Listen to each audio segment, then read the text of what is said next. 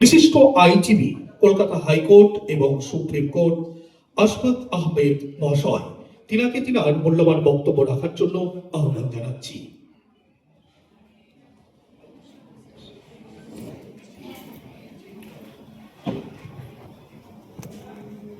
সকলকেই সালাম, আসসালামু আলাইকুম এবং গুড আফটারনুন, যেহেতু দুপুরবেলা।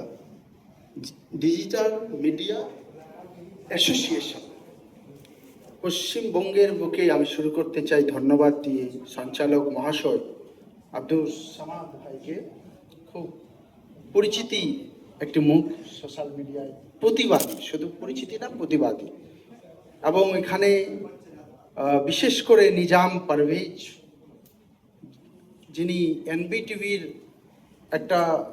এনবিটিভি নামে একটা ইউটিউব চ্যানেল এবং ফেসবুক চ্যানেলের মাধ্যমে সোশ্যাল ডিজিটাল মিডিয়ার সূচনার মাধ্যমে প্রতিবাদের একটা আওয়াজ তুলেছিলেন শাসকের বিরুদ্ধে, শাসকের অন্যায়ের বিরুদ্ধে লড়ার।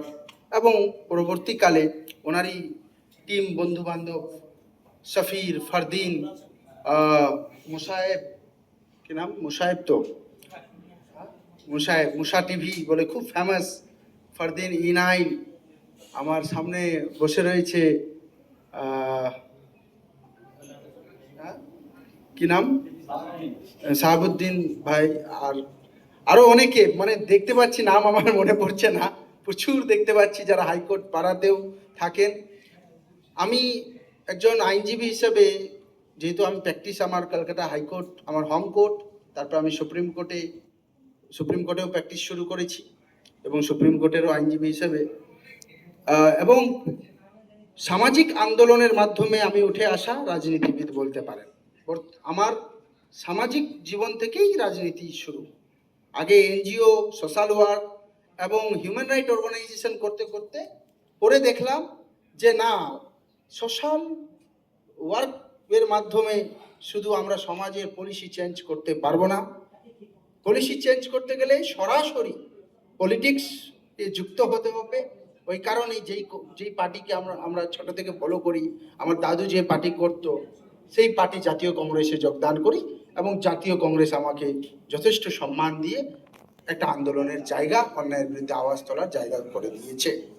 আমি বলতে চাইছি যে ডিজিটাল মিডিয়া অ্যাসোসিয়েশন আজকে ভারতবর্ষের বুক থেকে শুরু করে গোটা পশ্চিম বাংলায় যদি ছোট বিষয়েও আন্দোলন করতে পারে এবং ইফেক্ট রাখতে পারে, তো একমাত্র সোশ্যাল মিডিয়ার, ডিজিটাল মিডিয়ার এই ওয়ারিয়ার যোদ্ধারা।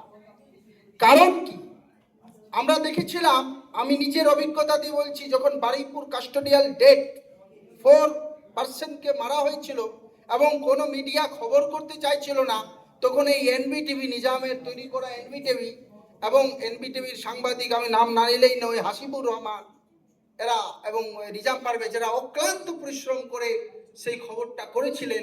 সেই খবরটা পেয়ে আমরা গিয়েছিলাম, জাতীয় কংগ্রেসের পক্ষ থেকে গিয়েছিলাম এবং একটা আন্দোলন সৃষ্টি করেছিলাম, যাতে করে প্রশাসন ভয় পায় এবং ভয় পেয়ে পরিবারের সমস্ত দাবি দাওয়া পূর্ণ করে। এটা তাহলে এবিপি নিউজ বা যেটা মেইনস্ট্রিম মিডিয়া, তাদের থেকেও বেশি কিন্তু ডিজিটাল মিডিয়ার এখন প্রভাব বেশি। নরেন্দ্র মোদী, ভারতবর্ষের প্রধানমন্ত্রী নরেন্দ্র মোদীর যে পলিসিস, সেটাকে উন্মোচিত করে দিয়েছে। এবং ভারতবর্ষে যে নরেন্দ্র মোদী হিন্দু ধর্মের নামে ভোট নিয়ে, হিন্দু সনাতন ধর্মের নামে ভোট নিয়ে আমি ব্যক্তিগতভাবে শঙ্কর আচার্যজির সাথে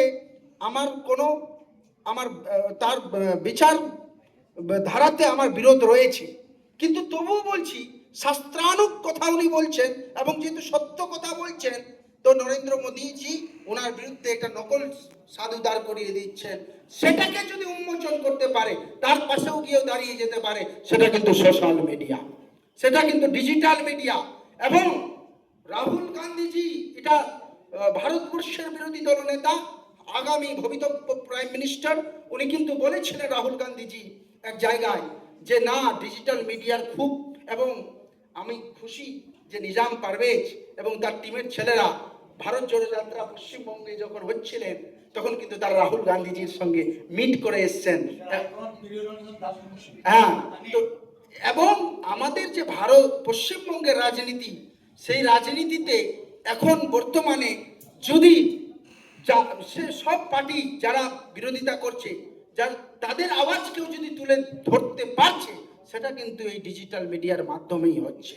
এবং রাহুল গান্ধীজিও ডিজিটাল মিডিয়াকে সুরক্ষার কথা ভাবছেন, ওনাদেরকে নিয়ে বিভিন্ন মিটিং করছেন।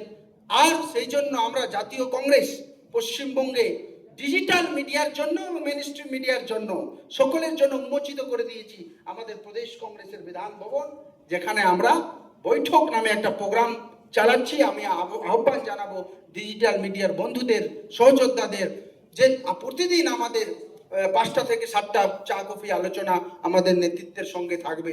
সেই জায়গায় আসতে as a incharge of that particular program বৈঠক আমি সকলকে আহ্বান জানাচ্ছি।